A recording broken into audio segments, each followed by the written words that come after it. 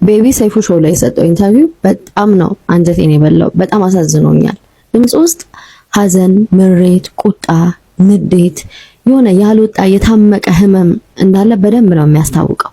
ተናግሮ የማያውቅ ሰው ሲናገር አይታችሁታል እንዴ ዛሬ ቤቢ ምን ነክቶት ነው እስኪባል ድረስ በጣም ብዙ ነው የተናገረውና አይ አንደርስታንድ የሆነ ባለመናገሬ ይሄንን ነገር አጥቻለሁ ብሎ የሚያስበው ነገር እንዳለ ሰዎች ሚስ አንደርስታንድ እንዳረጉት እንዳልተረዱት ያሰበው ነገር ስላለ ያለው አማራጭ መናገር ነው። ታውቃላችሁ አንዳንዴ አለመናገራችን እንድንወቀስ አለመናገራችን ጥፋተኝነት እንዳለብን እንድንመስል ጥፋተኛ እንኳን ባንሆን ነው የምንላችሁ። ኦፍ ኮርስ ኢን ዲስ ኬዝ ማነው ጥፋተኛ እሱ ነው እሷ ናት የሚለውን እግዚአብሔር ነው የሚያውቀው። እነሱ ይተዋወቃሉ።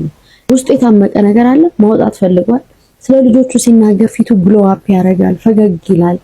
ስላሳለፈው ነገር ሲናገር በቁጭትና በምሬት ፊቱ ኤክስፕሬሽኑ በደንብ ነው የሚታየውና ያሳለፈውን ነገር ስለ መልካም ባልነቱ የተናገረበት መንገድ እንኳን ውለታው ያለው ከሚል አንግል ሳይሆን እንደ ባል የሚጠበቅብኝን ኃላፊነት ተወጥቻለሁ ለማለት ነው።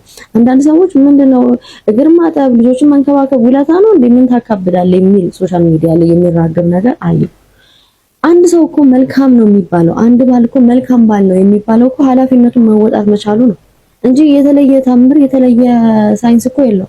በቃ ሚስትን ኃላፊነቷን ከተወጣች መልካም ሚስት ናት።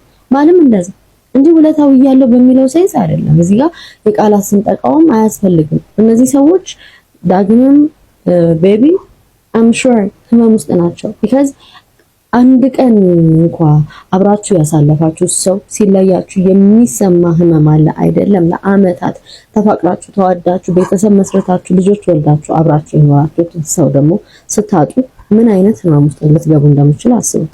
የእናንተ ብቻ አይደለም ህመሙ ደግሞ በልጆቻችሁም ላይ የሚፈጥረው ኢምፓክትን እያወቃችሁ ሲሆን ምን አይነት ነገር ውስጥ እያለፉ እንደሆነ ኢማጂን ማድረግ ነው። ስለዚህ በተቻለ መጠን በእነሱ ቁስል ላይ እንጨት ላለመስበድ መሞከር ነው። because at the end of the day healing time ይፈልጋሉ። የመዳኛ ጊዜ ያስፈልጋቸዋል ልጆቻቸው። I am sure ይሄንን ነገር ገና ዲል ለማድረግ በጣም it takes time እና ሁሌ two sides of story መስማት ጥሩ ነው። አለመፍረድ ጥሩ ነው። ቃላትም አለመሰንጠቅ ጥሩ ነው። በተቻለ መጠን ሰው ሊናገር ከፈለገበት አንግል ለመረዳት መሞከር ጥሩ ነው።